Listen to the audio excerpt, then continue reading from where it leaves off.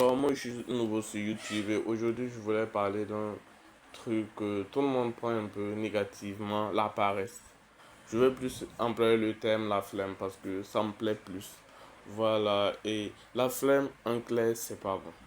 C'est pas bon parce que ça va ralentir un travail, surtout si c'est en projet, en groupe. Mais quand on essaie de penser à la flemme pour nous-mêmes, notre personnalité, ça peut nous aider nous-mêmes à mieux nous connaître.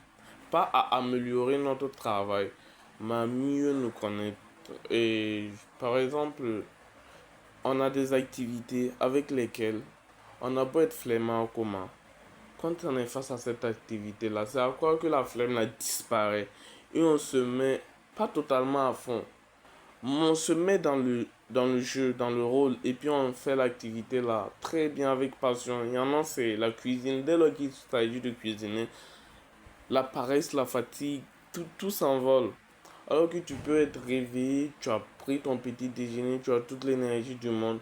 Et on va te dire de faire telle activité. Et un coup, la flemme est tabac d'une manière. Donc, en ce sens-là, je dis bien en ce sens-là, c'est comme si la flemme te permettait de, de t'aider à connaître un peu ce que tu aimes de ce que tu n'aimes pas. Et j'ai expérimenté un peu cela et j'ai vu que les activités qui me tenaient à cœur, j'avais moins de flemme à les faire que les activités qui ne me tenaient pas à cœur. Mais quand j'ai fait cette expérience-là à long terme, c'était un peu compliqué. Parce que je suis un composé de flemmards et personnes qui se lassent vite. Et c'est là le souci. C'est une combinaison très risquée. Et je me dis qu'il y a beaucoup de jeunes aussi qui ont cette combinaison-là. C'est-à-dire que la flemme va m'aider à choisir, ok, j'ai envie d'écrire, ça me donne trop la flemme, mais pour la lecture, bah, j'ai pas de flemme à faire ça. Et j'ai pas de flemme à causer d'un débat, j'ai pas de flemme à traiter un exercice de maths, mais dès lors qu'il s'agit d'un cours d'histoire, j'ai la flemme. Je prends des exemples, bien sûr, moi, perso en maths. Voilà. Mais imaginons, je prends un exemple, j'ai pas de flemme à lire. Quand je prends un livre qui me plaît, la flemme disparaît, je lis. Mais par contre, quand il s'agit et d'aller faire une autre activité, par exemple, peu importe la facilité de la tâche, j'ai la flemme. Ça veut dire que je n'aime pas déjà la tâche. Mais à long terme, moi qui me lasse vite, bon, la flemme m'a permis de savoir que la lecture, ça me plaît. Je vais me concentrer là-dedans. On est d'accord. Une semaine passée, je lis des livres et j'ai envie d'essayer quelque chose d'autre. Et je lâche ça alors que j'avais même pas pu atteindre un niveau assez élevé pour recommencer encore à rechercher une nouvelle voie. C'est vrai que ça a l'air un peu aventuré. Il y en a qui se plaisent dans ce style de vie. Tu touches un peu à tout. Genre, tu ne te fais pas dicter. Mais le souci dans cela, c'est qu'il te faut avoir assez de moyens financiers pour faire ça. C'est généralement mieux de pouvoir le faire peut-être à 40 45 ans. On s'est battu une bonne fortune. On touche un peu à tout. Donc, maintenant, la flemme, comment on va la prendre?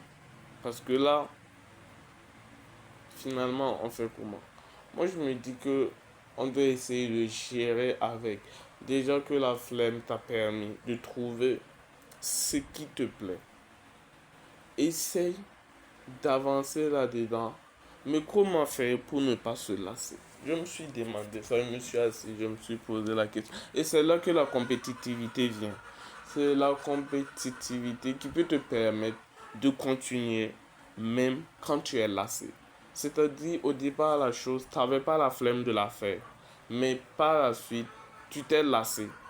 C'est un truc qui te plaît bien, mais tu te lasses vite. C'est une de tes compositions, de tes clichés à toi.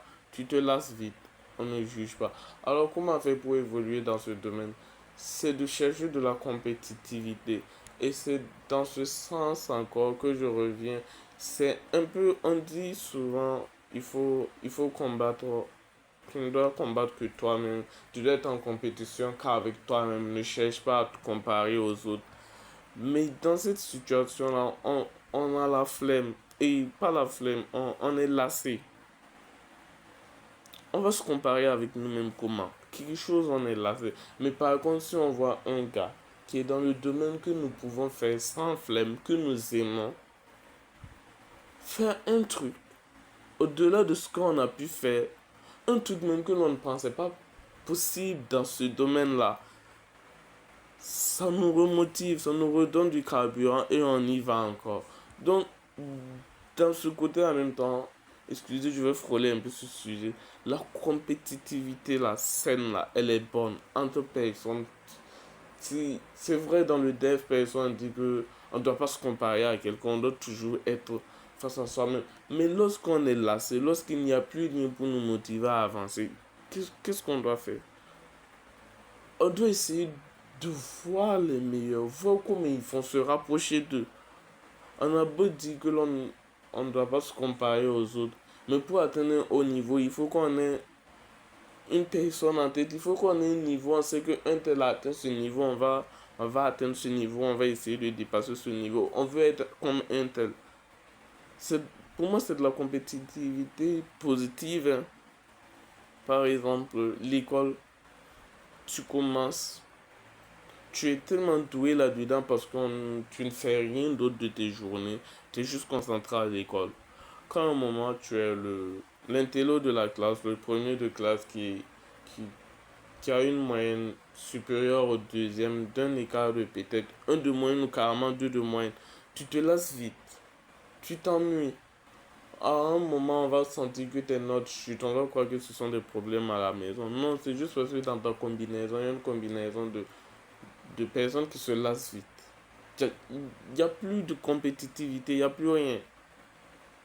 Mais par contre, si l'année prochaine, tu restes dans la même école, où on t'envoie ailleurs, où il y a un super intello qui vient rejoindre la classe, et là, pap, premier trimestre, il est premier, tu es deuxième, tu vois un peu le délit, tu vois.